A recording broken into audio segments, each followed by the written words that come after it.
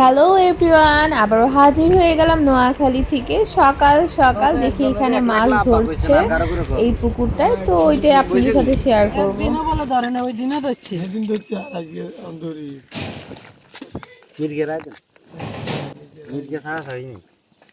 দেখেছো giant fish? দেখো দেখো ফিশ।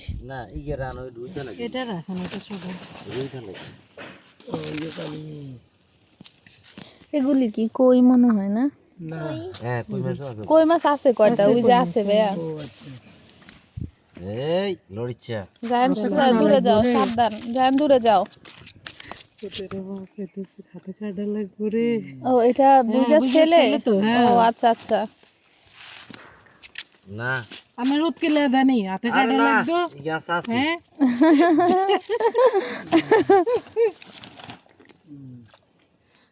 মা মা ই হয় বুঝছো, এরকম মা মা ই হয়। জ্ঞান মানো আছে আর মামরি Right and left. আমার নাম মেঘের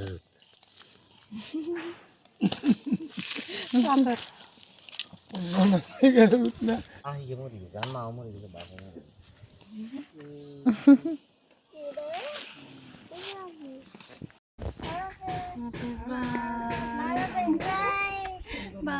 আমরা চলে যাই, কিন্তু ড্রাইভার নাই। গাড়ি কে চালাবে? কোনো লোক নেই। জায়ান চালাবে? চলে গেল চলে গেল। তো সকাল সকাল সারাদিন এভাবে হাসি মজায় কেটে গেল। তারপর হলো রাতের বেলা, এই ব্লগটা অনেক আগের, আমি হচ্ছে আপলোড করিনি আর কি, টাইম হয়নি। তো গ্রামের বাড়িতে গেলে এমনই মজা হয়। এদিকে আমার শাশুড়ি মা হচ্ছে আজকে ভাপা পিঠা বানাবে, সো ওই প্রিপারেশনই হচ্ছে।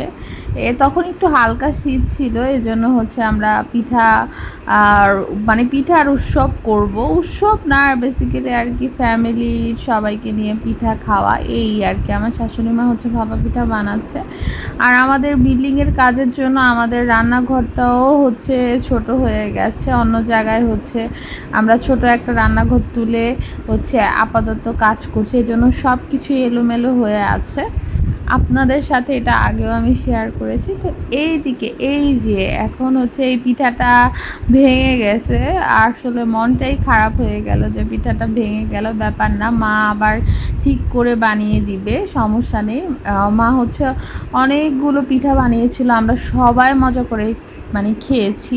এখন হচ্ছে আমি বললাম যে মা আমি একটু ট্রাই করি, যে দেখি, আমি কখনো ভাপা পিঠা বানাইনি, বাট আজকে আমার খুব ইচ্ছে হলো যে আমি একটু ট্রাই করি, শিখতে তো হবে। তো শাশুড়ির কাছ থেকে শিখি, আবার আমার আম্মুর কাছ থেকেও শিখি, মানে শিক্ষার কোনো শেষ নেই, সবার কাছ থেকে কিছু না কিছু শিখি। আর ইউটিউব তো আছেই, তো এই তো ট্রাই করছি এভাবে এভাবে নিয়ে, যে দেখি যে আমারটা হয় নাকি। তো আমি খুবই প্রে করছি আল্লাহর কাছে যে আমারটা যেন হয়, না ভাঙে। এই তো আমারটা হয়েছে ফাইনালি। হচ্ছে আমার পিঠাটা একদম সুন্দর করে হয়েছে, জীবনের প্রথম হচ্ছে ভাপা পিঠা।